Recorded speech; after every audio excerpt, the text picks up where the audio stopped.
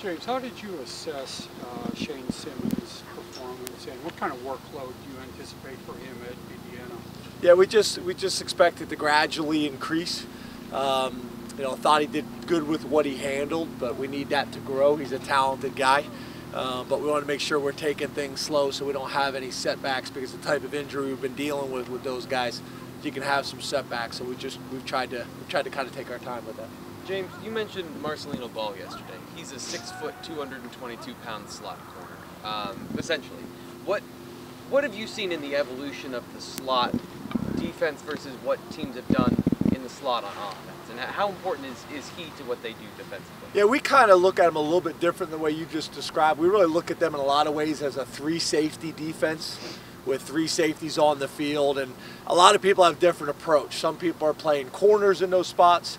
Some people are playing safeties in those spots in terms of nickel, or they're playing with those guys full time. So there's a lot of different kind of philosophies. I think a lot of it is based on what you ask of that guy. So for us, we use it more as a true star, although some of those guys that we have moved to those positions have been hybrid type guys. But that really is kind of the key to their defense, those 3 guys and how they use them and how they're interchangeable parts. You don't see him a whole lot as a deep safety, but he will do it from time to time. So I think they're really the key to their defense, how they set the defense, how they coordinate the coverage in the front. So we obviously need to be aware of it, and he's done a nice job for him so far to this point. James, how have you seen Garrett Taylor grow as a leader in his first year as a starter? Yeah, he's really done a nice job since he's been on campus, pretty much in every area, and he's just kind of gradually got better. He's very respected for kind of how he works year round, how he is on campus, how he is when it comes to academics. He's just one of those guys. In the weight room, he's developed himself in one of the stronger guys on our team in terms of position, in terms of body weight, and he just has gradually got better. We've seen that a lot at that position, guys that maybe have kind of had to wait their turn and then ended up playing well, and he's playing well for us right now. I think Coach Banks has done a really good job of developing those guys at that position. The thing that we're constantly talking about is Sutherland's also a guy that we're excited about and want to get him a few more reps. But I think GT has been really good. I'd like a little bit more where we don't have so many question marks in the future, because we play 2 safeties and don't play the backups as much. That we're always kind of having this discussion as who's going to be the next guy, because they haven't played a whole lot. So, Sutherland's a guy that's really done some nice things. We'd like to get him a little bit more time, but in general, GT's been really good, and that model continues to kind of evolve. James, what has to happen for Journey to see the field? Yeah, it's all the other things. We've actually talked about the last week and a half that Journey has really, made some improvements. A lot of young backs, it's the protection. That's been kind of the issue with him in high school. He rushed for 700 yards in one game, but wasn't doing a whole lot of pass protection. So that's been completely new to him. And that's the area that we're gaining more and more confidence in him. And I'm seeing him play with more confidence. He's a really fast guy. I think you guys know he was a 100-meter champ in the state. But he didn't always play that way when he got here, because I think he was thinking too much. So he's getting more comfortable. I think he's still got a very, very bright future here. But you'll just kind of see his opportunities kind of continue to grow as things go on. What do you think are the most important statistics or most indicative of an offense's success? Because there's so many ways. I know you usually mention drive start average among them, but what do you think are maybe those top or most telling indicators? On offense? Mm-hmm. Yeah, drive start average I usually talk about on special teams, right. Not really with offense. On offense, obviously I think if you look at the best offenses in the country, they're typically the most efficient on first and second down. You're limiting the amount of times you are on third down. But if you go back to the beginning of time, it's third down efficiency, it's red zone touchdowns, which for the entire year we've been pretty good. We've haven't been as good as the last couple of weeks, but red zone touchdowns, and then turnover ratio. Obviously that's a team deal, but touchdown to interception ratio and turnover ratio I think is a huge one. Can you talk about KJ and how maybe he's met expectations? And where does he still have to improve? What are some of the areas that he could get even better? I think the thing that's been kind of surprising to all of us is the thing with KJ is when you see him, you're not sure if he's going to be able to hold up in the run game with as much perimeter run stuff as we do. But he's one of our more competitive blockers. Obviously, he's got built-in leverage. But on top of that, he'll fight you. You know, he's very, very aggressive. He's very, very competitive. So that's been an area he's probably been further ahead than we anticipated. And then all the other things, he's just got tremendous confidence in his ability.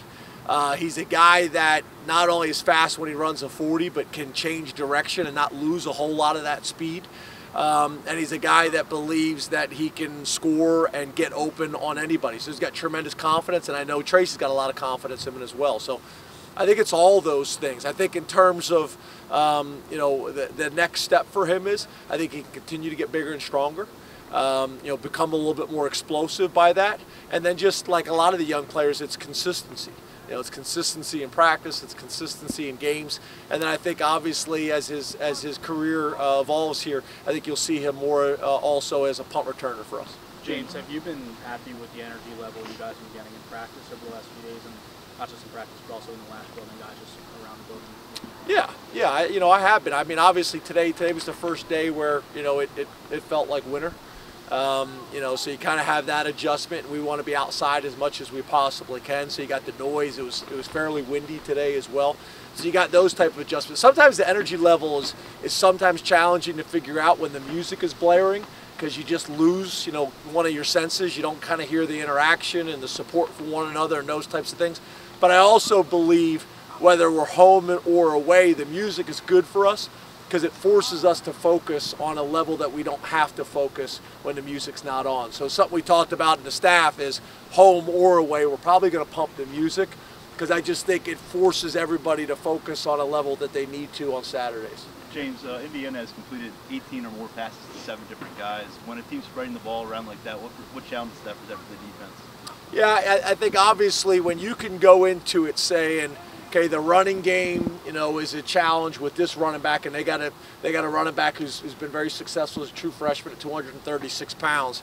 But then also when you could say, okay, this slot receiver or this X is who they're trying to get the ball to, then you can really kind of come up with some plans. We're going to bracket coverage to slot or whatever it may be. But when you got receivers that are all a part of the offense, when you got a quarterback who's running the ball, when you got a tailback who's making plays, that's when you become really problematic. And I think there's been a lot of discussions about what is balance. Is balance running the ball 50% of the time, throwing the ball 50% of the time? Is it being able to run or pass in any of those situations? And is it also being able to get everybody on your offense involved? They're all variations of balance. I think they're all critical, you know, if you want to be one of the better offenses in the country. James, when we were in Phoenix, we talked about you felt like you were still maybe a year or 2 or 3 away from being able to reload at every position kind of on a consistent basis. Do you think that a team can outperform where the program is on a development standpoint? Do you think, like, I mean, is there a relationship between the results you had the last 2 years and where you are as a program, or do those guys do a little bit better than maybe where you are in your timeline? Yeah, I think that's a good question. I think overall, if you really study everything, I mean everything, you know, you take a 10-year really deep dive into the program. I know right now when you say this, people kind of look at you like you're crazy, but I think for what we've done up to date, I think probably most people would say we're ahead of schedule. I know after the last couple weeks, people don't want to hear that, but I think that's probably the reality of it. If you really take a deep dive and look at every aspect of the program, and you're comparing that to what we would consider our peer groups, I'd say we're ahead. You know, obviously this season is going to be interesting as it plays out to really kind of be able to determine that, but I would say overall ahead. And I think there's a lot of factors in that. I think Trace McSorley's obviously a big part of that. I think if you look across the country, whenever you have a quarterback that's been able to be as productive and successful, and you have them for multiple years, it gives you a foundation to build around. What gives you confidence B.J. Musburg can step into an expanded role? Well, I think obviously the experience. You know, whenever you're playing freshmen on the O-line or D-line, it's challenging. But every game he plays, every practice he's out here, the time he spends around our coaches and is in the playbook and around the veteran players and things like that, you know, he's getting better. You know, he's getting better every single day. He's playing with better leverage. He's He's playing with better hand placement. He's playing with better technique and fundamentals. So he's just going to continually kind of chip away at it. And where we're at as the season, I think you start to see some of those young guys start to make some moves and play with a little bit more confidence, because early on, it's not what they thought it was going to be. For most of them. Some guys show up and they're able to transition pretty quickly, but more times than not nationally, it takes those guys some time to kind of get comfortable and confident and start to be able to anticipate how the game's going to go. Last one. What have you seen in the evolution of the slot position on offense, kind of mirroring what we're talking Yeah, I'm sorry, I didn't answer that aspect.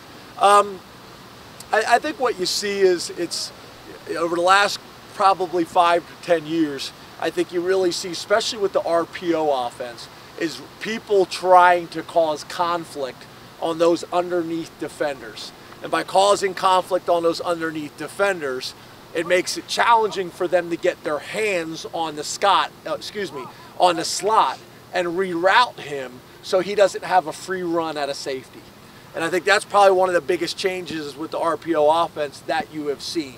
In the past, you always wanted a nifty guy, you wanted a smart guy, you wanted a guy to understand how to get open and read coverages and find soft spots in the zone.